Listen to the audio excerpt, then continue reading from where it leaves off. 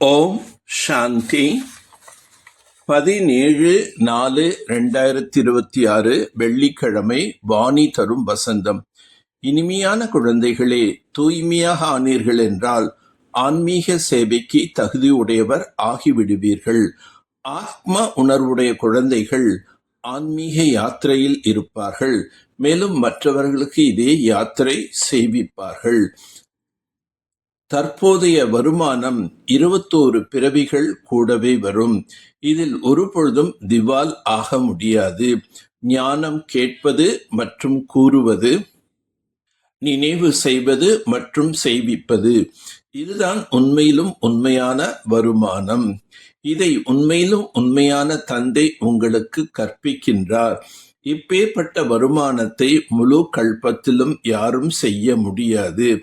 வேற எந்த ஒரு வருமானம் கூடவே வராது. பக்தி மார்க்கத்தில் குழந்தைகள் நிறைய அலைந்து திரிந்து ஏமாற்றம் அடைந்துள்ளார்கள். பக்தி மார்க்கத்தில் மிகவும் பாவனையுடன் யாத்திரைகள் செல்கிறார்கள். ஞான மார்க்கத்தில் கூட சில சமயம் கிரகச்சாரம் ஏற்படுகின்றது. சில சமயம் ஆனந்தமாக இருக்கிறார்கள், சில சமயம் வாடிப்போன முகமுடையவர்களாக இருக்கிறார்கள். இது மாயையுடன் ஏற்படும் யுத்தமாகும். மாயின் மீது வெற்றி அடைய வேண்டும். மூர்ச்சை அடையும் பொழுது மன்மனபவ என்ற சஞ்சீவினி மூலிகை அளிக்கப்படுகின்றது. அதன் மூலம் மாயையின் மயக்கத்திலிருந்து குழந்தைகள் தெளிவு அடைகிறார்கள். தந்தையின் நினைவுதான் மிகவும் முக்கியமானது. மனிதர்கள் வைகுண்டம் ஏதோ மேலே இருக்கின்றது என்று நினைக்கின்றார்கள்.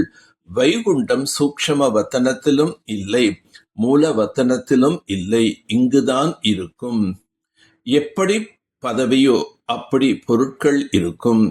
ராஜாக்களின் அரண்மனை பாருங்கள், எவ்வளவு அழகாக இருக்கும். இப்பொழுது உலகமோ பத்தீத்தமாக இருக்கின்றது.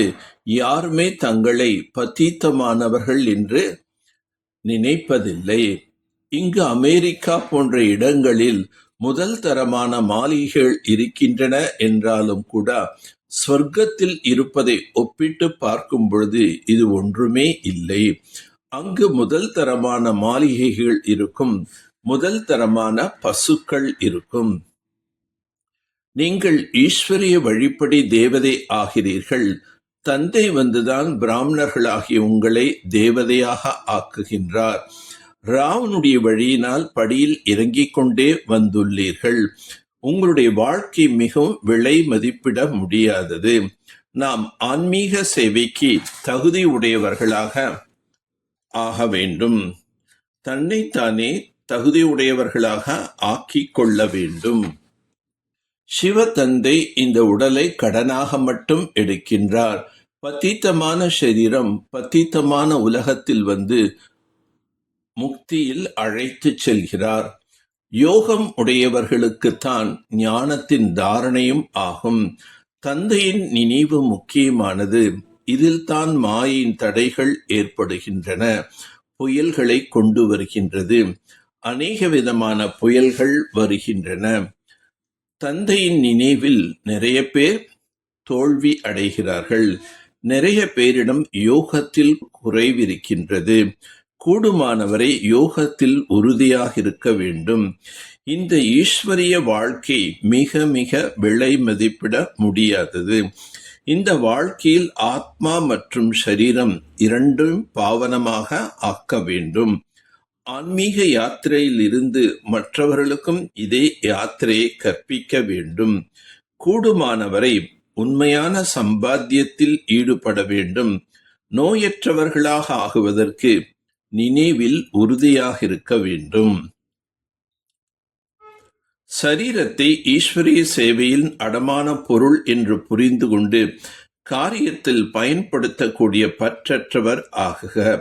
ஒருவரது அடமான பொருளில் உரிமை கொண்டாட முடியாது, இஷ்டம் போல் பயன்படுத்த முடியாது.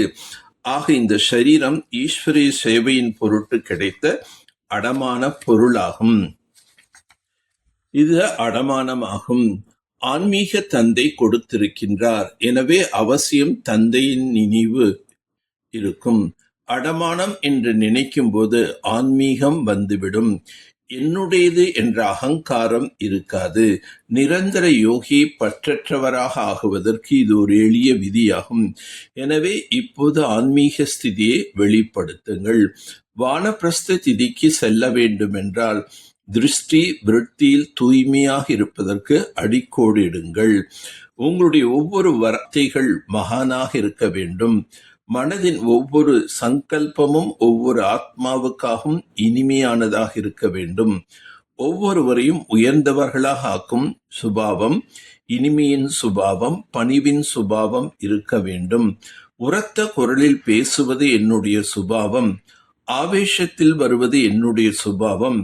என்னுடைய சுபாவம் இப்படி இருக்கின்றது என்று ஒருபோதும் கூறக்கூடாது.